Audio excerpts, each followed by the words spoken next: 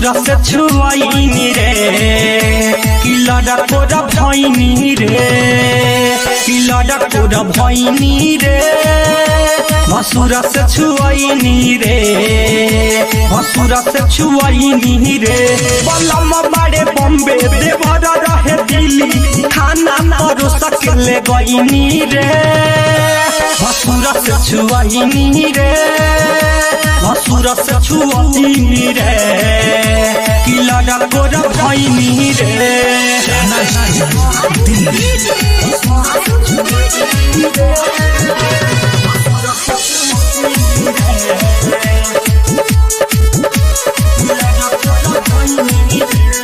पहले लजनी माना हम पत्नी धैले हमारा काला पास में बोलिए कोढ़ा उठले हद पार कैले भसुराई रे सखी पहले लजनी माना हम कैनी धैले हमारा कलाई के पास में बोलैले कोरा उठैले हद पार कैले भसुराई के घर में ना रहे कोई उ लगे कैले सोई गलती से टंगड़ी सटैनी रहे भसुरा से छुआईनी रे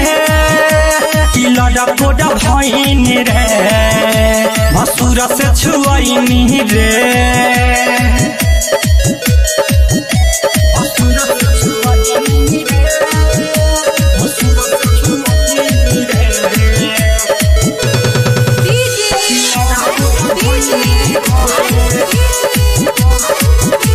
भसुरा से छुआईनी रे खूब महाजल जलले हे राइट तो सब भइल नियाज कना कहना हो याद शाम दीवाना के भन को न लागल कहनी की तोहरे हठाना हो ए राजा खूब महाजल जलले हे राइट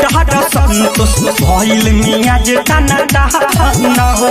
याद शाम दीवाना के भन को न लागल कहनी ह तोहरे हठाना हो धर्मेंद्र विकास उपाय कैले खासे भसुरे के रात भर कैनी रे कि लड़कोरा भैनी रे भसुरा से छुआईनी रे कि लड़कोरा भैनी रे बलम बाड़े बॉम्बे देवर रहे दिल्ली खाना परोस के ले गईनी रे भसुरा से छुआईनी रे भसुरा से छुआईनी रे कि लड़कोरा भैनी रे स्टूडियो दिल्ली।